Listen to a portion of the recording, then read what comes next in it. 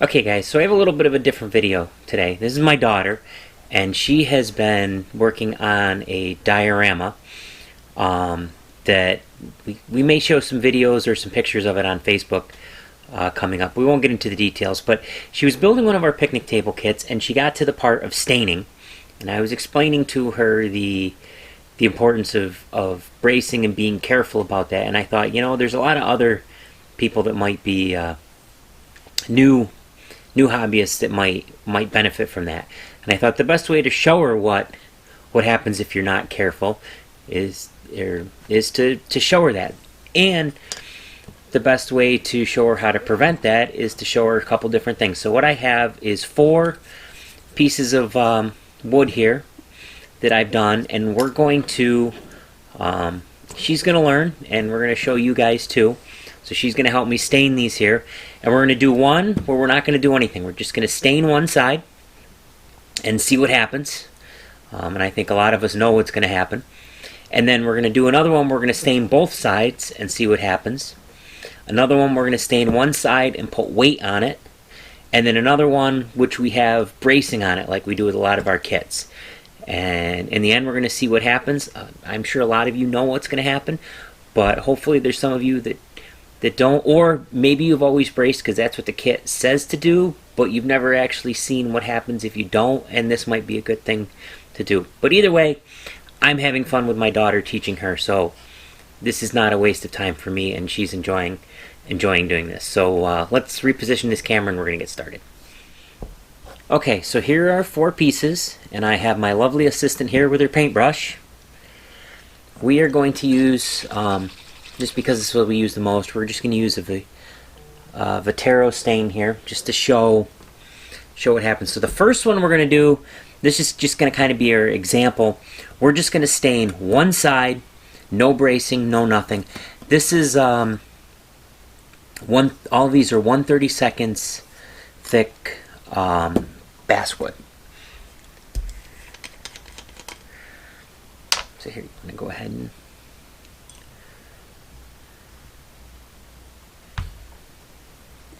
yep.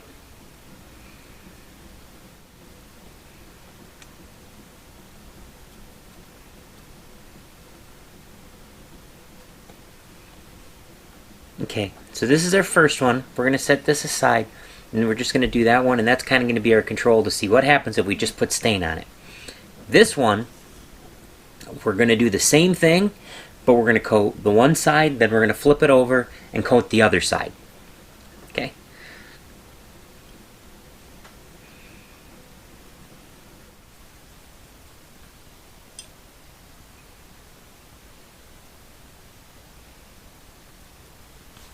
So let's flip it over, and we'll do this side.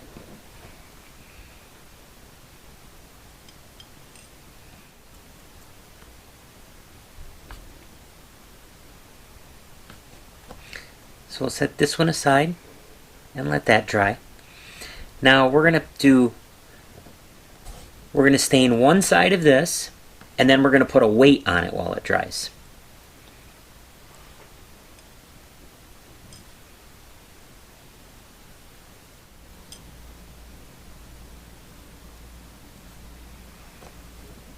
So we'll set this one aside, and then I'm just going to put a 1, 2, 3 block, which if you don't have any of these and you are into either scratch building, kit bashing, or doing any type of model building of structures, I highly recommend. You can get them off Amazon or different tool suppliers, either at train shows or online or wherever, machine shop supplies.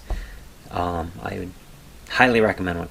The final one, this is 1/32 basswood, like everything else, but we've taken and we've put 1/8 strips of basswood on the back, glued it to it, going across the grain, simulating the same type of bracing that you would have in a kit to help prevent it from warping. And this one we're also going to stain on one side. Ready?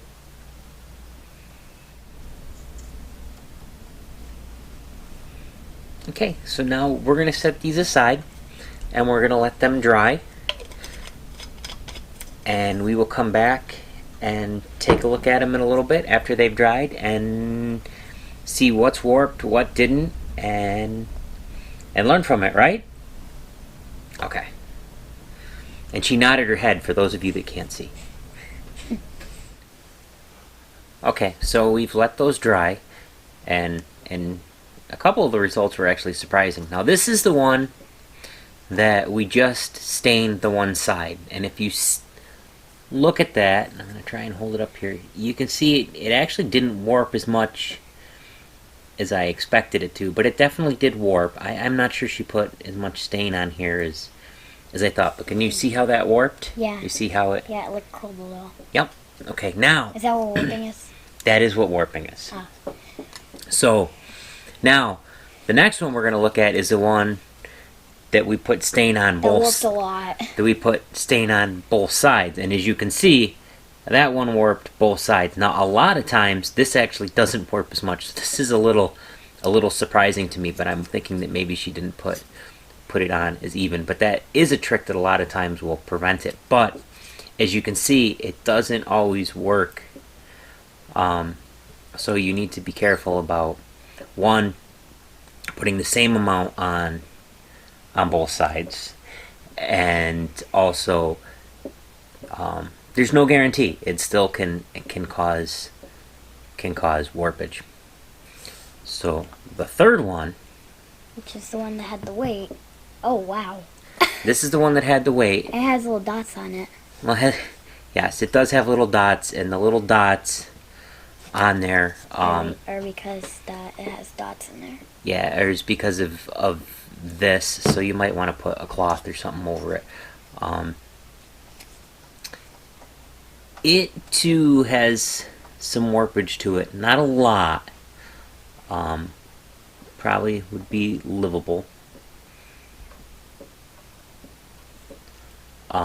But it could be done. I would say it's probably very comparable. This one here is the one that we stained on one side. So it's probably very comparable with or without the weight. Now these are small pieces, so it's kind of hard. If you had a big piece, you'd probably see some more warpage, and the weight would be a better effect, or have more effect. So, and the last one is the one that has the bracing on it, and as you can see, that one basically didn't move. You agree? Yeah.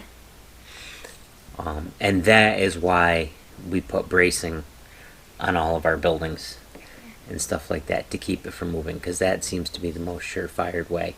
Now, with that being said, you have to go against the grain. So if you see the grain, you can see, Chloe, the grain goes this way, and we put our bracing this way. So the grain is going this way, and our bracing goes that way, so that when it wants to warp, you can see, like on this one, the grain is going this way, and the warp goes this way, because it wants to warp kind of with, I'm trying to figure out how to describe it the best, but it's going to warp kind of wrap with the grain. So you always want to go against it in order to prevent it. So the best surefire way to prevent it is bracing, and that is so did you learn anything? Yep. We hope you guys learned something too, and we will see you in the next video. Bye.